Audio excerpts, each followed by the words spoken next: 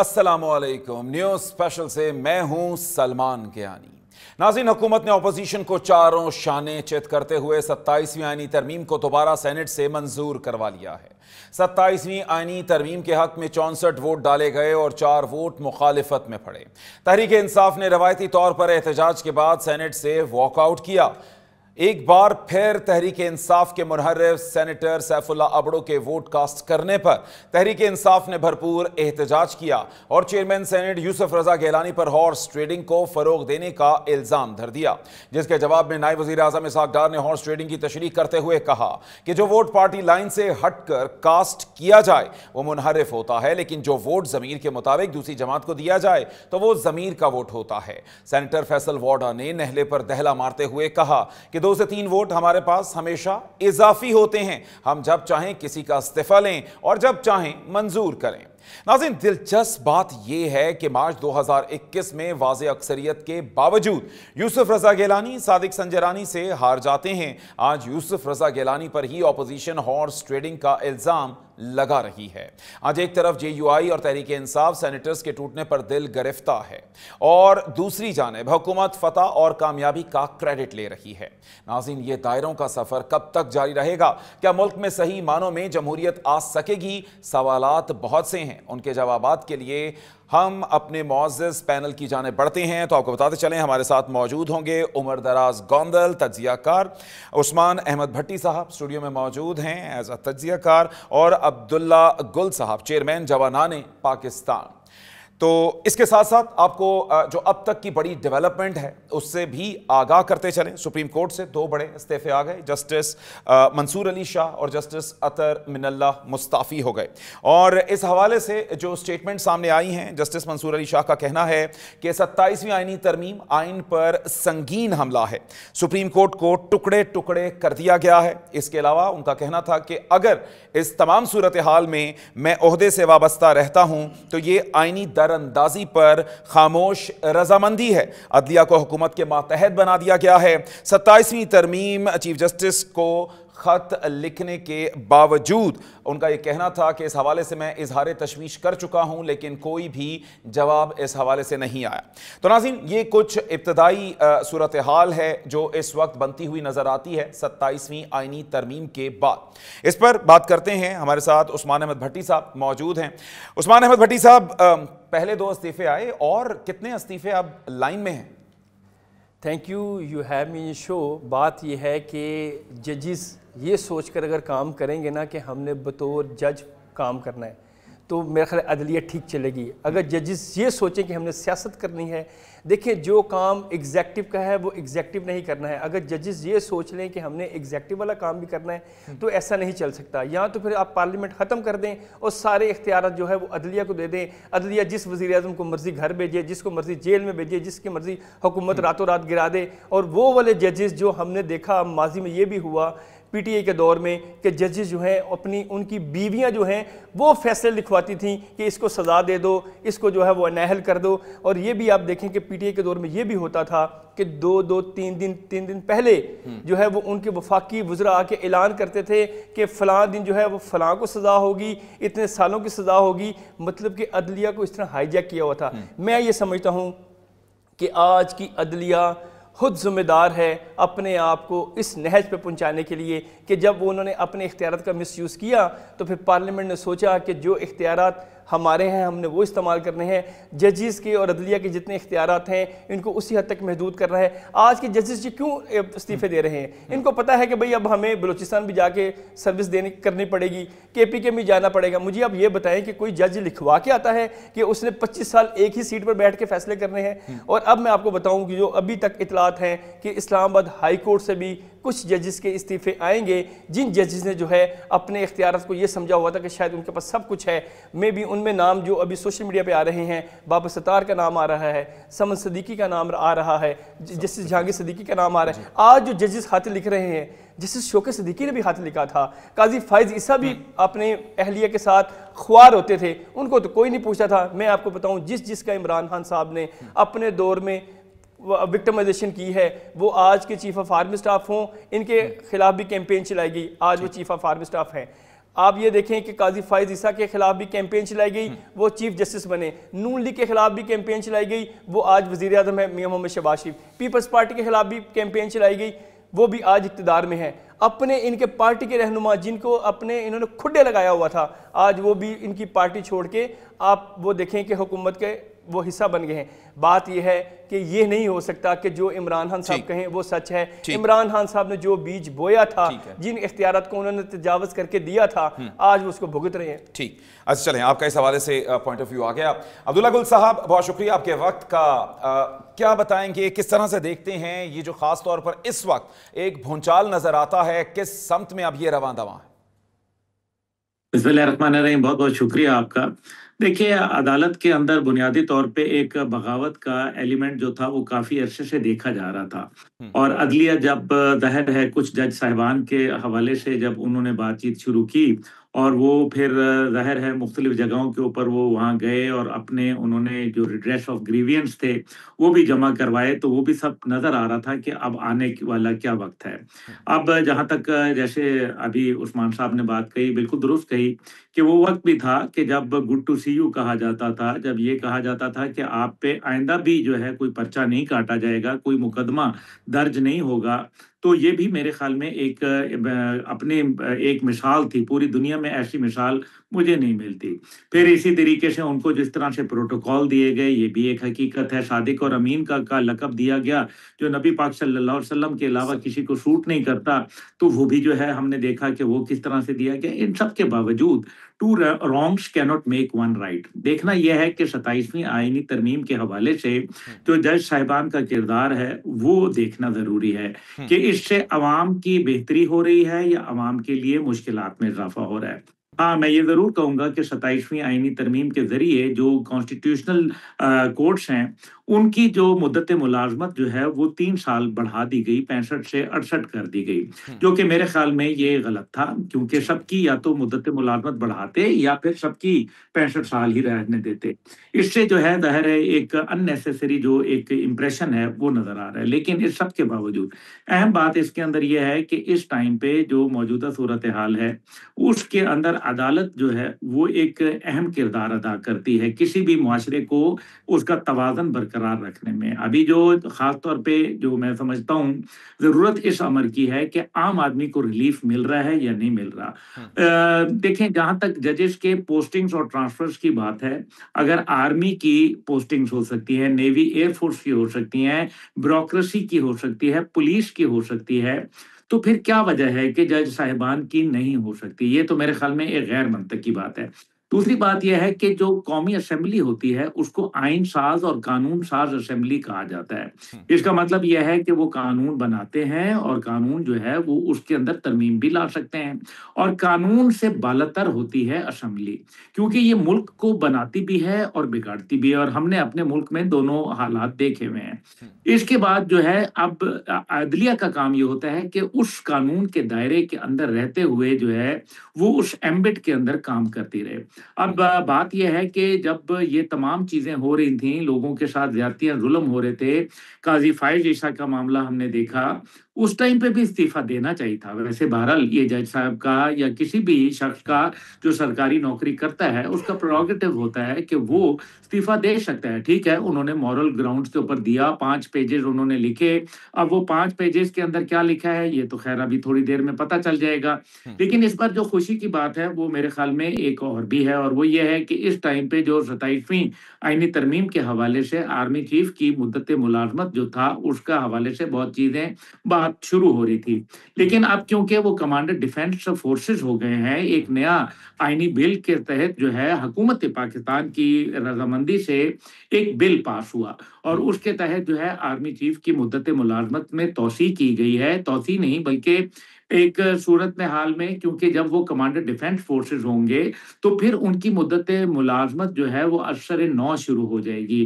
یعنی کہ اب جو ہے وہ ان کی مدت ملازمت کے اندر جو ہے وہ اب نئے سرے سے جو جس دن وہ کمانڈر ڈیفنس فورسز کا جو ہے حلف لیں گے اس کے بعد سے ان کی نئی مدت ملازمت شروع ہو جائے گی، اور یہ نوٹیفیکیشن جو ہے اسی حساب سے جاری ہوگا. تو میرے خیال میں وقت کا تقاضا بھی تھا. بہت سارے لوگ یہ کہتے ہیں کہ عبداللہ صاحب اس میں پھر مدت کتنی ہوگی؟ ان کی کیا مدت جو ہے اب اس عہدے کی پھر ہوگی؟ جی دیکھیے، یہ اس کے اندر یہ بھی ہے، دو مختلف آ رہا ہے۔ ایک تو ابھی ظاہر ہے جب نوٹیفیکیشن آئے گا سامنے پتہ چلے گا، کیونکہ یہ 1961 کا ترمیمی بل ہے، اس کو آرمی ایکٹ کو جو ہے وہ اس میں ترمیم کی گئی ہے۔ اس کے اندر جو مدت ملازمت ہے وہ 5 سال بھی ہو سکتی ہے اور 3 سال بھی ہو سکتی ہے، کیونکہ جو آپ کی مدت ملازمت کو جو ہے وہ بڑھا دیا گیا تھا۔ پہلے آپ کو یاد ہے جب جنرل باجوہ تھے تو اس مدت ملازمت کو جو ہے وہ بڑھا دیا گیا تھا، کیونکہ پہلے ایج یا پھر ٹینیور آیا کرتا تھا، لیکن اب جو ہے یہ ایج کے ساتھ جو ہے یہ منسلک کر دی گئی ہے۔ اور میرا خیال ہے کہ اس ٹائم پہ جو پاکستان کے موجودہ صورتحال ہے، جو سیکیورٹی انوائرمنٹ ہے، جس طریقے سے دیکھیں نا، ہم قلیل عرصے کے اندر ایک ایران کی طرف سے جو ہے وہ جارحیت ہوئی، ہم نے اس کا جواب دیا، پھر اس کے بعد جو ہے ہم نے دیکھا کہ بھارت نے ہم پر حملہ کر دیا، پھر ہم نے یہ دیکھا کہ افغانستان نے حملہ کر دیا، انٹرنل جو سیکیورٹی چیلنجز ہیں وہ ابھر کے سامنے آئے، دہشت گردی کے اندر 74% اضافہ ہوا 2 صوبوں کے اندر۔ تو یہ تمام چیلنجز جو ہیں میرے خیال میں یہ بڑے ضروری ہیں، اس کے لیے continuity in command is very important. اور آرمی کے اندر جو ہے میرے خیال میں اس بات کے اوپر کوئی کسی کو جو ہے مشکل نہیں ہے۔ یہ جتنی بھی مشکل ہے یہ ان لوگوں کے لیے مشکل ہے جو کسی بھی، جن کا مقصد آرمی کے خلاف ہے، جس کا مقصد کسی ایک چیف کے ساتھ، کسی ایک جنرل کے ساتھ، کسی ایک میجر کے ساتھ نہیں، بلکہ وہ ایک سپاہی کے بھی خلاف ہیں، وہ ایک اپنی افواج پاکستان کے خلاف ہیں، جن کو بنیان و مرصوص ہضم نہیں ہو رہا۔ یہ وہ لوگ ہیں، ان کی سوچ کے اوپر جو ہے پورا پاکستان نہیں چل سکتا۔ اچھا عبداللہ صاحب، ایک اور جو چیز ہے یہاں پر، کمانڈر ڈیفنس فورسز تو ہے، ایک علیحدہ سے پوسٹ کریٹ ہو گئی، تو اب آرمی چیف کی جو پوسٹ ہوگی اس حوالے سے کیا بتایا جا رہا ہے؟ دیکھیں، آرمی چیف کی جو پوسٹ ہے کمانڈر ڈیفنس فورسز، مطلب یہ ہے کہ یہ پہلی بات یہ ہے کہ یہ ماڈل کوئی نیا نہیں ہے، پاکستان میں شاید ضرور نیا ہے، لیکن پوری دنیا میں جنرل بپن راوت جو تھے انڈیا کے اندر، وہ کمانڈر ڈیفنس سروسز رہے۔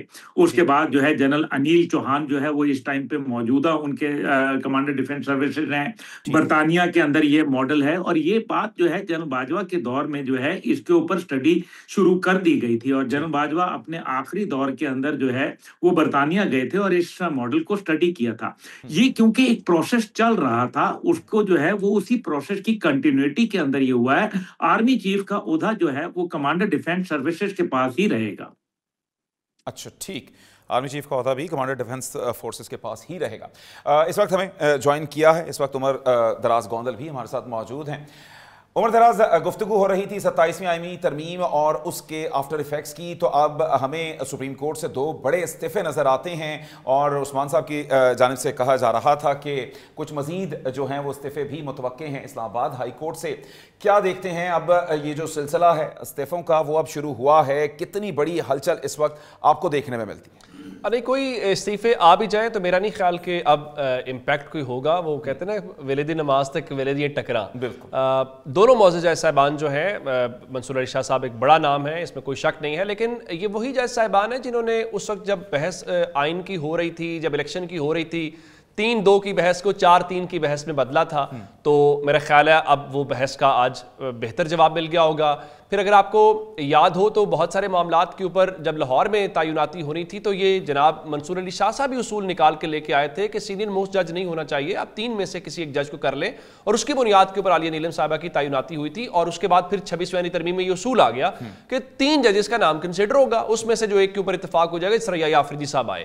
تو میرا خیال یہ ہے کہ یہ استعفے شاید امپیکٹ ایک لمحے کے لیے تو ضرور ہو، کوئی بہت بڑی تحریک ہو جائے یا جس کو یہ کہہ لیا جائے کہ آنے والے دنوں کے اندر کوئی سڑکوں کے اوپر ہوگا، میرا نہیں خیال کہ بہت دیر کر دی مہرباں آتے آتے، یہ بہت پہلے چیزیں ہونی چاہیے تھی۔ آپ کے ادارے کے اندر آپ کی ایک مشاورت ہونی چاہیے تھی، وہ فل کورٹ کی صورت میں ہوتی، یا 26ویں ترمیم کا جس طرح سے جائزہ لیا جا رہا تھا، جب آپ نے ریزسٹنس کرنی تھی یا جن موقع کے اوپر سٹینڈ لینا تھا تب آپ سٹینڈ نہیں لے پائے۔ اب صرف اور صرف آپ کو یہ محسوس ہو رہا ہے، ظاہر ہے کہ امین الدین خان صاحب اوپر جا رہے ہیں وفاقی آئینی عدالت کے اندر، تو وفاقی آئینی عدالت اب سپیریئر ہے، سپریم کورٹ عملاً ایک ماتحت عدالت ہے، آپ اس ماتحت عدالت کے اندر بھی آپ کا کوئی رول نہیں ہے۔ اب آپ نے کیا کرنا ہے؟ اب آپ میرے اور آپ کی موٹر سائیکل کا تنازع بن جائے، اس کا کیس سن لیں گے، کوئی رینٹ کا مسئلہ بن جائے وہ کیس سن لیں گے، شاید کوئی میاں بیوی کے جو آپس میں علیحدگی ہو جائے اس کے حوالے سے کوئی ہو، کوئی نان نفقے کا معاملہ، اس کے علاوہ سپریم کورٹ میں اب کچھ نہیں ہے۔ یہ کر سکتے تھے آپ، کل آپ نے فل کورٹ بلائی ہے، کل چائے شائے پئیں، گپ شپ کریں، یادگاری تصاویر بنائیں، اس کے علاوہ آپ کا کا کوئی رول نہیں ہے.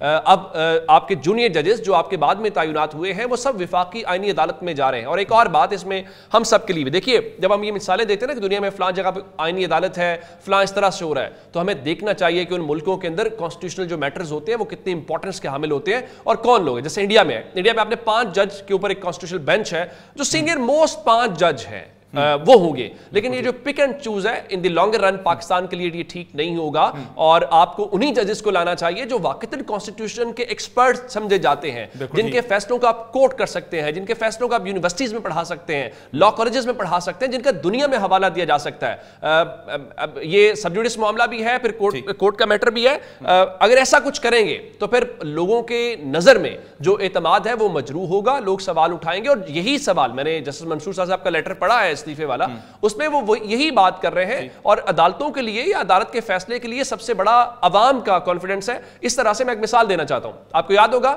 بھٹو صاحب کو پھانسی دیا آپ نے، لیکن عوامی اعتماد حاصل اس فیصلے کو نہیں تھا. پھر جسٹس منیر کا فیصلہ بھی اس ملک کے اندر ہم نے نظریہ ضرورت کا دیکھا، لوگوں کو اعتماد اس کا حاصل نہیں تھا. پھر انہی عدالتوں نے مارشل لاء کو آپ نے وہ کیا، جسٹیفائی کیا، تو لوگوں کا اعتماد حاصل نہیں تھا. اور ایک اور بات میں ضرور اس میں کرنا چاہتا ہوں کہ پاکستان کی عدالتوں ججز کو بیٹھ کے سوچنا چاہیے کہ آج یہ آپ کو ہو رہا ہے تو آپ استعفے دے رہے ہیں. آپ ایسا کون سا پاکستان کی عدالتیں کوئی آئیڈیل عدالتیں بن گئی تھیں؟ کیا دنیا میں مثالیں دی جا سکتی تھی؟ یا آپ ایسے فیصلے کر رہے تھے کہ آج لوگ آپ کے لیے سڑکوں پہ ہوتے جی آپ کے ساتھ بڑی یہ ہو رہا ہے وہ ہو رہا ہے؟ کچھ نہیں ہو رہا. آپ بھی ایک رائٹ ہینڈ بنے ہوئے تھے، آپ ٹول بنے ہوئے تھے، اور اب اس کو بھگت رہے ہیں. اچھا ٹھیک. عمر ایک اور جو چیز اس حوالے سے ہمیں نظر آتی ہے کہ آئینی عدالت کے ذریعے کیا حکومت بھی اپنی مدت میں توسیع کر سکتی؟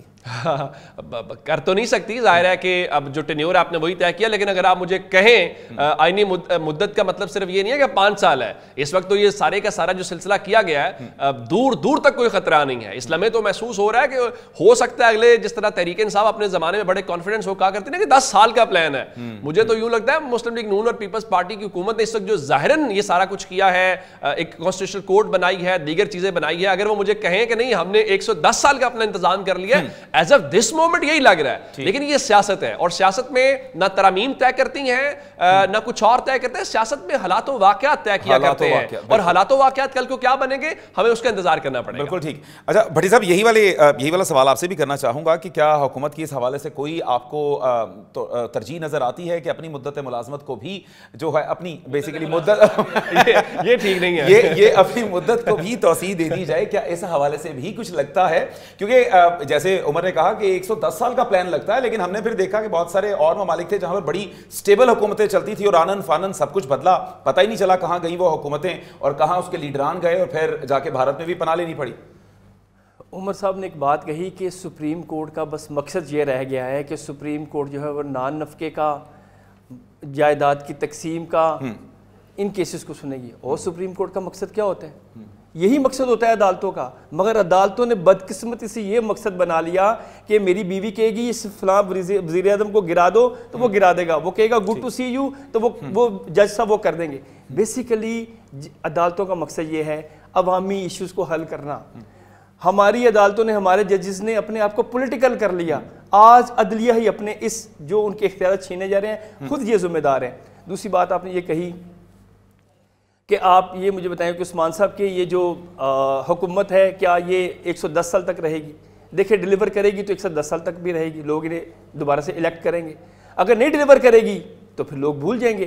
مگر آج کی موجودہ حکومت نے، یہ ان کے ناقدین بھی مانتے ہیں کہ جو ڈپلومیٹک فرنٹ پہ گورنمنٹ ہیز پروون کہ they have good like political will, اور پھر یہ گورنمنٹ نے یہ پروو کیا. آج آپ پاکستان کے حالات، دہشت گردی کو ایک سائڈ پہ رکھے، نو ڈاؤٹ وہ ہمیں تھریٹ ہے افغانستان کی طرف سے، انڈیا کی طرف سے، مگر اس کے باوجود آج آپ کو پنجاب بہتر نظر آ رہا ہے، پاکستان بہتر نظر آ رہا ہے. آئیڈیل حالات نہیں ہیں، لوگ جو ہے وہ پریشان ہیں، لوگ جاب لیس ہیں، لوگوں کے پاس اتنی انکم نہیں ہے کہ وہ اپنے گھر کے اخراجات چلا سکے. یہ چیزیں بہتر ہونے کی ضرورت ہے. مگر میں یہ کہتا ہوں کہ حکومت کو چلنے دیں. یہ نہیں ہو سکتا کہ آپ ایک حکومت کو گرائیں گے، آپ دوسری حکومت لائیں گے، یہ والی اپوزیشن بنے گی، وہ اگلی حکومت کو گرائیں گے. بھائی آپ چلنے تو دو نا.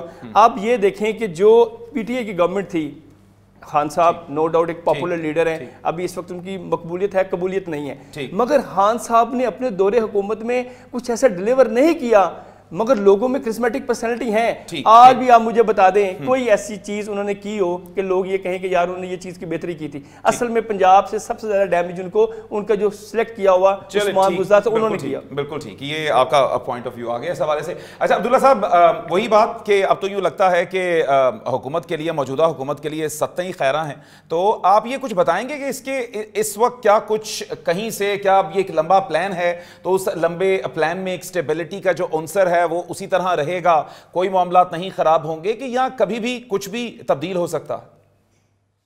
دیکھیں ویسے تو آپ کو پتہ ہی ہے پاکستان انپریڈکٹیبل رہا ہے اور پاکستان کی پالیٹکس بھی, لیکن میرا خیال ہے کہ فی الحال انپریڈکٹیبلٹی مجھے کوئی ایسی نظر نہیں آ رہی. اس کی وجہ یہ ہے کہ جو چیزیں ایک میرے خیال میں جو ہمارے ظاہر ہے ایک ریالٹی ہے کہ آرمی جو ہے وہ بھی ایک ریالٹی ہے, اور جو ظاہر ہے ہماری سول حکومت ہے وہ بھی ریالٹی ہے, اور عدلیہ جو ہے ظاہر ہے اس کے حوالے سے نئی ترامیم آئی ہیں. پاکستان میرے خیال میں جو ہے جو بھی ہے ہم فیصلہ کن مراحل کی طرف جو ہے وہ داخل ہو گئے ہیں, اور ابھی جس طریقے سے افواج پاکستان کے حوالے سے بھی چند ترامیم جو ہے وہ آئی ہیں, جس کے اندر جو ہے 5 سال کی مدت جو ہے وہ کر دی گئی ہے. آرمی جو ہمارے کمانڈر ڈیفنس فورسز ہوں گے ان کا جس دن سے نوٹیفیکیشن جاری ہوگا, جو کہ ممکنہ طور پہ جو ہے 26 نومبر سے ہوگا, تو اس کے بعد سے 5 سال کی مدت ملازمت ان کی ہوگی. دوسری جانب جو ہے وہ نیشنل اسٹریٹجک کمانڈ کے نام سے جو ہے ایک اور جو ہے وہ تعیناتی ہوگی, جو کہ ظاہر ہے کمانڈر نیشنل اسٹریٹجک کمانڈ جو ہے وہ ان کی مدت ملازمت 3 سال کی ہوگی, اور ساتھ ہی ساتھ جو ہے ان کی مدت ملازمت جو 3 سال کی ہوگی, لیکن ان کی تعیناتی جو ہے وہ کمانڈر ڈیفنس فورسز کی سفارش کے اوپر وزیر اعظم کریں گے. تو یہ جب چند چیزیں ہیں جو کہ میرے خیال میں ملٹری ہائرارکی کے لیے بھی جو ہے وہ ضروری تھا, اور اسی طریقے سے 1953 کا جو آرمی ایکٹ ہے اس کے اندر ترامیم کی گئی ہیں, اور 1961 کا نیوی اور 1961 کا ہی جو ہے وہ ایئر فورس ایکٹ جو ہے اس کے اندر ترامیم کی گئی ہیں. ترمیمیں جو ہیں وہ اس لیے ہوتی ہیں کیونکہ وقت کا تقاضا ہوتا ہے, ضروریات تبدیل ہو جاتی ہیں. میں چھوٹی سی مثال ہر جگہ دیتا ہوں, آپ کو بھی دوں گا, کہ جب پاکستان بنا تھا تو اس میں اس ٹائم پہ سائبر کرائم کا کوئی جو ہے دور دور تک کسی کو خواب بھی نہیں آیا تھا, لیکن اب سائبر کرائم ایک حقیقت بن گیا ہے.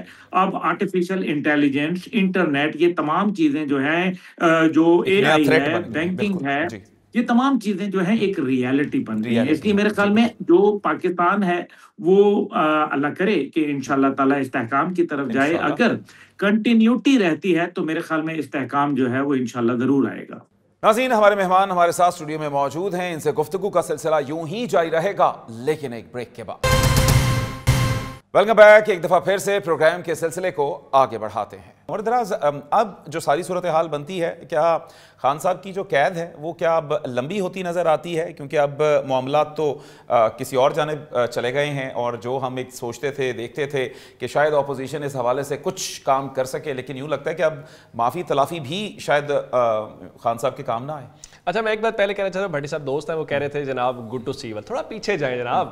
جسٹس قیوم کو فون عمران خان نے نہیں کیا تھا, وڈے پائنا کہہ رہے ہیں انہوں سزا دے دیو. اتوار والے دن جو ہے عدالتوں نے ضمانتیں ان کو نہیں دی تھی, وہ میمو گیٹ انہوں نے نہیں کہا تھا کہ لے کے آ جائیں. افتخار چودھری والا پیپلز پارٹی والوں سے پوچھ لے کہ کس نے بڑا غرق کیا اس ملک کی عدالتوں کا, سچ پورا بولے. آگے چلتے ہیں. جی جی, خان صاحب کی رہائی کا مسئلہ ترمیم سے نہیں جڑا ہوا, کسی ایسے مسئلے سے نہیں جڑا ہوا, کسی عدالتی فیصلے سے نہیں جڑا ہوا.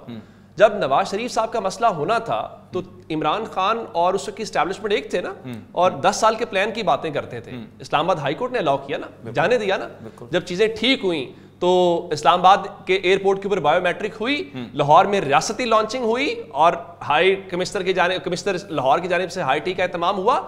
اس سے فرق نہیں پڑے گا ترمیم سے. آپ دیکھیں گے یہ جو پورے کا پورا یہ تاریخ کا سبق ہے, جو ارینجمنٹ کر کے جاتا ہے. Chief election commissioner Tehreek Insaf نے لگایا, سب سے زیادہ کرٹیسائز کرتے ہیں. باقی تعیناتیاں کی وہ کرٹیسائز کرتے ہیں. Same case with Peoples Party and Muslim League Noon. آپ دیکھیں گے جب چیزیں سیٹل ڈاؤن ہوتی ہیں نا, وہ کہیں اور سیٹل ڈاؤن ہونی ہوتی ہیں, پھر پورے کا پورا سسٹم سنکرونائزڈ ہوتا ہے. یہ جو ساری باتیں ہو رہی ہیں, آپ کو لگتا ہے یہ فیصلے اس گورنمنٹ کے یا نواز شریف صاحب کے ہیں, شہباز شریف صاحب کے ہیں, آصف زرداری کے ہیں؟ نہیں نہیں نہیں نہیں, وہ تو بینیفیشری ہیں سب کے, وقتاً بینیفیشری ہیں.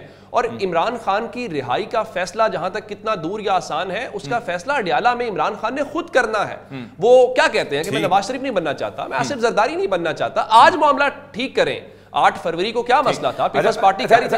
عمر یہ بھی جاننا چاہیں گے کہ کیا اب یہ جنہوں نے سب کچھ اتنی محنت کر کے کیا ہے، کیا ان کا برا وقت بھی یہاں سے شروع ہو سکتا ہے؟ دیکھیے میں سیاست ممکنات کا کھیل ہے. جب تحریک انصاف جپیاں ڈال رہی تھی، لوگوں کو ڈرا رہی تھی، کہتے تھے مسئلہ بالکل صاف ہے، کوئی ابر آلود نہیں تھا، اس کے بیچ میں مسلم لیگ نون نے راستہ نکالا نا. بالکل سیاست ممکنات کا کھیل ہے، حالات طے ہوں گے. یعنی میں ایک مثال دیتا ہوں، آج سے 2 سال پہلے جب پی ڈی ایم کی گورنمنٹ تھی، کتنے پریشر کے اندر تھے وہ، کیا صورتحال تھی. آج آپ کو دیکھے تو لگ رہا ہے کہ وہ اتنے کانفیڈنٹ ہیں، کوئی کہیں اپوزیشن نظر نہیں آ رہی، کوئی ریزسٹنس نظر نہیں آ رہی، جو ججز ان کو پسند نہیں ہیں وہ استعفے دے کے گھر جا رہے ہیں. آل از ویل. اور اس کے بعد آج پی ٹی آئی جن کی ریلیونس اگر انڈیا پاکستان کی جنگ کے بعد گورنمنٹ اور کانفیڈنٹ ہو گئی، اسٹیبلشمنٹ اور کانفیڈنٹ ہو گئی، چیزیں بہت تبدیل ہو گئی. یہ ریئلٹی ہے، ہم سب کو ماننی چاہیے. اب آج سے 1 یا 2 سال کے بعد کیا ہوگا وہ میں اور بیٹھ کے یہاں ہم کوئی نقشہ نہیں کہہ سکتے. یہ حالات و واقعات طے کریں گے. ہو سکتا ہے کل کو کسی اور کا سیم پیج ہو اور مسلم لیگ نون اور پیپلز پارٹی چیخیں مار رہی ہوں. 26ویں ترمیم کے موقع پہ مولانا صاحب بہت ریلیونٹ تھے. 27ویں ترمیم میں آپ کو نظر آئے بنگلہ دیش بیٹھے میں ترمیم ہو گئی.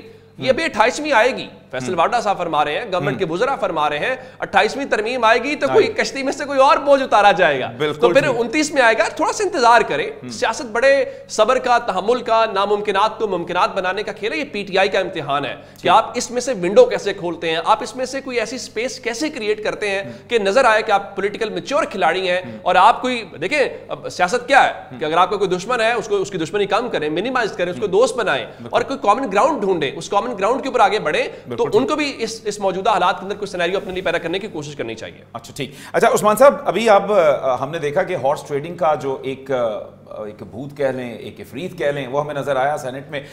سینٹ میں جو تمام صورتحال نظر آئی، آج ایک اور تشریح بھی کی گئی ہے کہ جناب ایک ضمیر کا ووٹ بھی ہوتا ہے، اور ضمیر کا ووٹ جو ہے جب کسی کو دے دیا جائے تو وہ پھر ہارس ٹریڈنگ اور ان تمام چیزوں سے بالا تر ہوتا ہے. تو کیا یہ کب ختم ہوگی ہارس ٹریڈنگ؟ کیونکہ یہ اب یوں لگتا ہے کہ اس ملک کی جڑوں میں بیٹھ چکی ہے کہ کبھی بھی کسی بھی ٹائم کچھ بھی ہو سکتا ہے اس ایوان میں.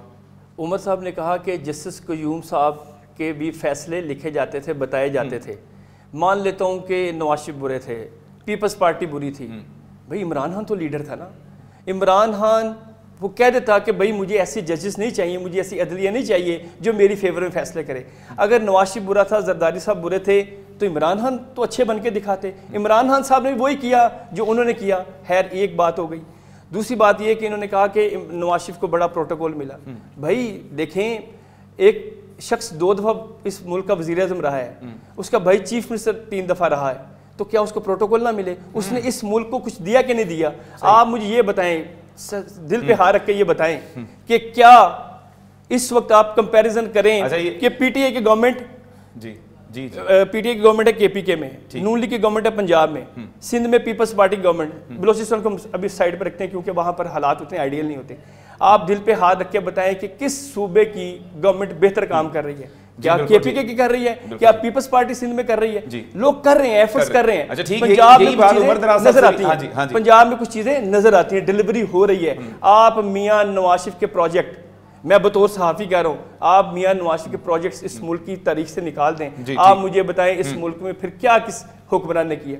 اچھا آپ نے بولا ضمیر کا ووٹ. دیکھیں جی، ضمیر کے ووٹ ہوتے ہیں. لوگ اگر وہ فیصل وابڈا صاحب کہہ رہے ہیں کہ انہوں نے نہیں، نائب وزیر اعظم صاحب نے کہا کہ انہوں نے اپنے ضمیر کا ووٹ دیا ہے. دیکھیں جو حالات ہیں اس وقت، ملک جو ہے وہ تھوڑا سا بہتر چل رہا ہے اور اکانومی کی سچویشن اللہ کرے مزید بہتر ہو، لوگوں کے لیے حالات آئیڈیل بنے. تو اب لوگوں نے یہ سوچ لیا ہے کہ موجودہ جو چیف آف آرمی سٹاف ہیں، انہوں نے جو اس وقت پاکستان کا نام بنایا ہے بھارت سے جنگ جیت کر، اور جو ڈپلومیٹک فرنٹ پہ میاں محمد شہباز شریف نے بطور وزیر اعظم اپنا ایک کردار پلے کیا ہے، تو آج صورتحال پہلے کی نسبت بہتر ہے. اچھا ٹھیک. اچھا عمر دراز صاحب، ایسے دل کے پر ہاتھ رکھ کے بتائیں، ابھی کہا تھا عثمان صاحب نے کہ جناب کیا ایک اتنا وزیر اعظم رہنے والے اور ان کے بھائی جو ہیں وہ وزیر اعلیٰ رہے، اور اس کے بعد کیا ان کا پروٹوکول بنتا نہیں تھا؟ میں اگلا جواب ان کو دینا چاہ رہا ہوں جو آپ نے پوچھنا چاہ رہے تھے کہ ڈیلیوری کا اور پرفارمنس کا اور مقبولیت کا.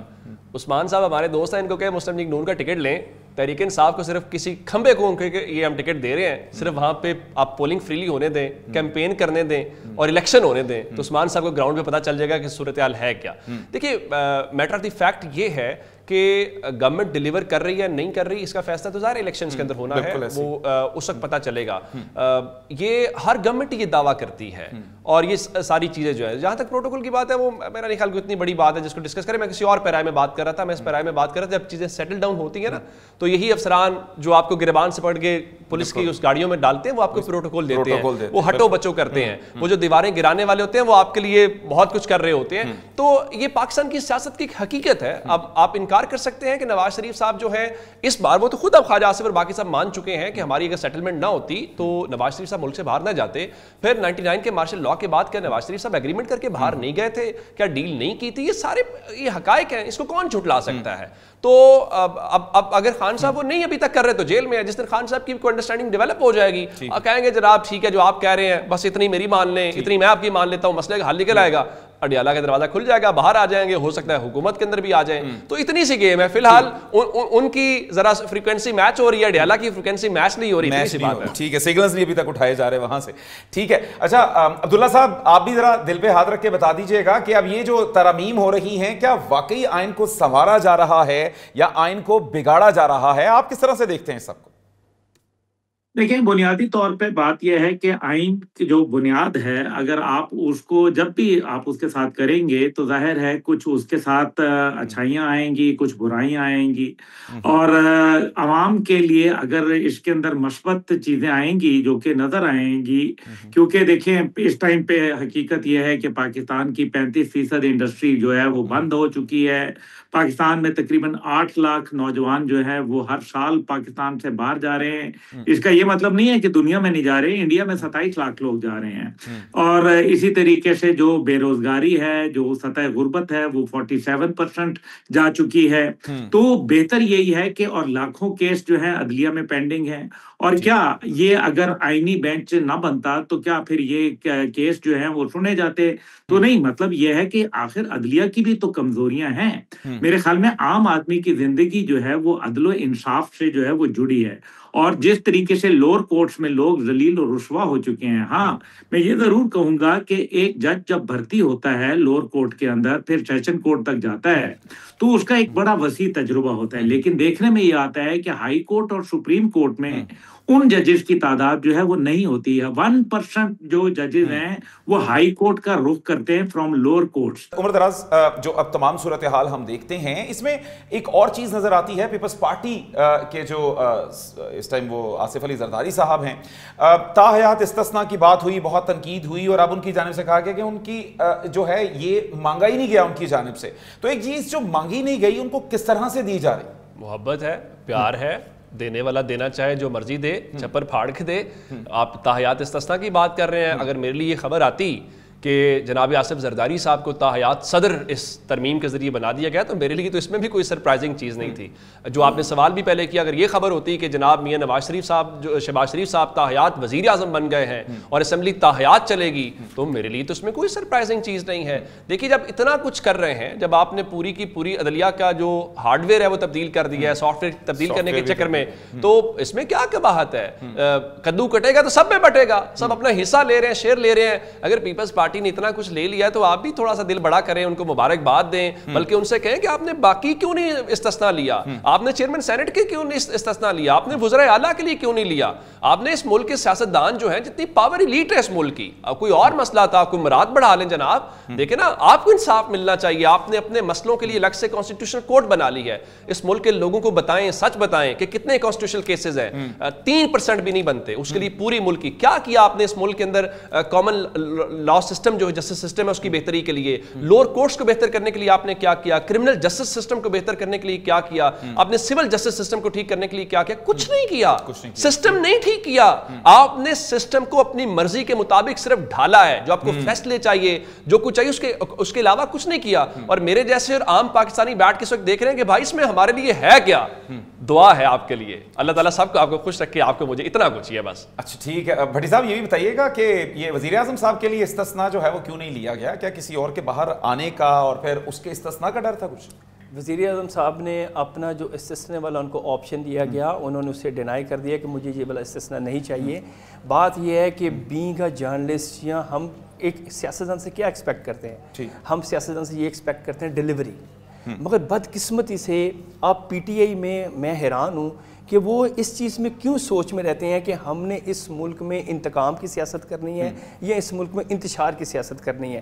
آپ یہ دیکھیں اگر کوئی ڈیلیوری کر رہا ہے, میں نے محمد راز صاحب سے ایک ریکویسٹ کی تھی کہ وہ دل پہ ہاتھ رکھ کے بتائیں. خیر وہ دل پہ ہاتھ تو نہیں رکھ سکے, میں آپ کے دل پہ ہاتھ رکھنا چاہتا ہوں. نہیں, میں وہ دل پہ ہاتھ اس لیے نہیں رکھ سکے, بات یہ ہے کہ پچھلے 15 سال میں صرف وہاں پر دہشت گردی نے فروغ پایا ہے. کیوں اس ٹاپک پہ بات نہیں کرتے؟ کبھی عمران خان صاحب نے اڈیالہ جیل میں جو وزیر اعلیٰ ان کو ملنے آتے رہے علی امین گنڈا پور, ان سے پوچھا کہ یار تم نے صوبے کی بہتری کے لیے کیا کیا ہے, تم نے کوئی عوامی پروجیکٹ بنایا ہے؟ عمران خان صاحب نے بیسیکلی وہ ایک شکایت سیل بنایا ہوا تھا, مجھے آؤ دسو کہ میری پارٹی کی ہو رہا ہے کیا نہیں ہو رہا. عمران خان صاحب وہاں پہ بس they were just supposed to give direction to them کہ یار تم نے احتجاج کرنا ہے, تم نے کے پی کے سے نکلنا ہے, ملک میں افراتفری پھیلانی ہے, فوجی تنصیبات پر حملہ کرنا ہے. کاش سیاستدان اس چیز سے اب نکل کے باہر آئیں. دیکھیں میں اس چیز سے آپ کو پہلے ڈینائی نہیں ہم کر سکتے کہ عمران خان صاحب کی شہرت ہے, لوگ انہیں لائک کرتے ہیں, مگر اب لوگ باہر نکلنا چھوڑ گئے ہیں. لوگوں کو بھی اویئرنیس آ گئی کہ یار ہم کتنی دیر پیچھے جائیں, ہم کتنی دیر احتجاج کریں, کیونکہ اب ریاست فیصلہ کر چکی ہے کہ ایسے کسی بھی ایلیمنٹ کو نہیں چھوڑنا جو اس سیاست کو, جو اس پالیٹکس کو, جو اکانومی اس کو ڈیریل کرے. انہوں نے ایک سوچ بنا لی ہے کہ بھئی ان کے خلاف سخت ایکشن ہونا ہے. آپ نے دیکھا کہ ابھی ایک مذہبی جماعت کا پروٹیسٹ تھا, انہوں نے دیکھا کہ یہ جو ہے کافی افراتفری پھیلا رہے ہیں, پولیس والوں پر حملے کر رہے ہیں, انہوں نے اریسٹ کر لیا. یہی چیزیں پی ٹی آئی کرتی رہی. اصل میں ہوا یہ ہے کہ عمران خان صاحب پر جو فیض تھا وہ فیض ختم ہوا تو عمران خان صاحب کو سیاست بھی بھول گئی. عمران خان صاحب اب جیل میں تنے تنہا ہیں. انہوں نے ابھی بات کہی کہ نواز شریف کو چانس ملا, وہ نواز شریف صاحب باہر چلے گئے. عمران خان کو کیوں چانس نہیں مل رہا؟ اصل میں وہ چانس دے نہیں رہے ہیں. ان کو پتہ ہے کہ یہ ایک بیگیج ہے, اس کو اٹھا کر ہم نے پہلے بھی ملک کا بیڑا غرق کیا ہے. اب جو عمران خان صاحب نے یہ خود سوچنا ہے. دیکھیں سیاستدان نے, سیاست رنجش کا, انتقام کا, غصے کا نام نہیں ہے. سیاستدان آؤٹ آف باکس سوچتے ہیں. عمران خان صاحب نو ڈاؤٹ ایک اس ملک کی سیاسی جماعت کے ہیڈ ہیں, ان سے لوگوں کی بڑی توقعات ہیں, مگر عمران خان صاحب کو نرمی لانے پڑے گی. نرمی ان اے سینس کہ سیاستدان سیاست کرتا ہے, ہر وقت تنقید اچھی نہیں ہوتی ہے. پیپلز پارٹی, نون لیگ آپس میں رنجش, ایک دوسرے پر الزامات کی سیاست ہوتی رہی تھی, مگر انہوں نے سوچا کہ یار ٹھیک ہے اب آپس میں بیٹھ کر اس ملک کا کچھ سوچیں. آپ یہ دیکھیں کہ سیکنڈ ورلڈ وار کے بعد یورپ, امریکہ, یہ ملک جنگوں سے تباہ ہو گئے. ان ملکوں نے سوچا کہ نہیں یار آپس میں ٹریڈ کریں, آپس میں لوگوں کی ویلفیئر کا سوچیں. ہم کتنی دیر تک جو ہے بیانیے یہ بناتے رہیں گے کہ اس ملک میں جو ہے بس نفرت, غصہ, یہ ٹھیک نہیں. بالکل ٹھیک. اچھا عمر دراز صاحب, کیوں نہیں پھر اس طرح سے پی ٹی آئی کی جانب سے بھی آپ کیوں نہیں دیکھتے کہ وہ بھی بیٹھیں, کچھ بیٹھ کے ملا کے معاملات طے کر لیں, اور ایک جو ایک ایلیمنٹ ہے جو خاص طور پہ کہا جاتا ہے کہ جناب ایک کنسنسس جو ہے وہ بلڈ کیا جائے, تو ایسا کیوں نہیں ہوتا خان صاحب کی طرف سے کچھ؟ ایسے شکوہ آپ کا ان سے یہ بنتا ہے, جس جماعت کو آپ نے عملاً دیوار میں چنا ہوا ہے, آپ ان سے کریں, نرمی کا اظہار کریں. مجھے یہ بتائیے کہ جتنے مقدمات ایک فارمر پرائم منسٹر کے اوپر آپ نے بنائے ہیں, آپ نواز شریف صاحب کی سیاسی زندگی اور آصف زرداری کے کیسز ملا کے شامل کر لیں. کس نے بنائے ہیں؟ مسلم لیگ نون نے بنائے ہیں, پیپلز پارٹی نے, پی ٹی ایم کی گورنمنٹ نے بنائے نا. آپ ان سے کہہ رہے ہیں, اور جتنے ان کے سیاسی کارکن آپ نے گرفتار کیے ہیں, جتنے مقدمات ڈالے ہیں, یہ پاکستان کی سیاسی تاریخ میں نہیں بنتا. اور آپ یہ کہہ رہے ہیں, اور رہی بات کہ آپ کہتے ہیں کہ انہوں نے کیا ہے, کہ سیف الرحمان کا احتساب سیل کون, عمران خان نے بنایا تھا. یہ ایک دوسرے کے اوپر 10% عمران خان نے کہا تھا. یہ میں بھی تصویروں والی بات کے اوپر نہیں جا رہا, جو گالم گلوچ ہے, جو ڈنڈے مارے گئے, یہ سب کچھ کیا گیا. اب وہ نرمی کیا انہوں نے آپس میں کر لی, جس کو آج کے دور میں یہ ہے کہ بھائی باریاں لگائیں گے, آپ اور میں دونوں مل کے حکومت کریں گے, تیسرے کو نہیں آنے دیں گے. یہ ہے نرمی. آپ بتائیں نا کہ اس ملک میں احتساب کے ادارے کو بہتر, آپ یہ ساری ترامیم کی باتیں کر رہے ہیں, آپ جمہوریت کے نمبر 1 اکاؤنٹیبلٹی ہوتی ہے. مجھے بتائیں کیا اکاؤنٹیبلٹی کے لیے آپ نے کیا ہے؟ آپ نے الیکشن کے پروسیس کو فیئر کرنے کے لیے کیا کیا؟ کچھ نہیں کیا. آپ نے کیا اپنی ایشورٹیز چاہیے, کسی کو استثنا چاہیے, جناب جس زرداری صاحب کا ذکر آپ نے کیا, کسی کو یہ چاہیے میرے الیکشن پروسیس کے اوپر سوال نہ اٹھایا جائے, کسی کو یہ ایشورٹی ہے مجھے گورنمنٹ سے نہ نکالا جائے.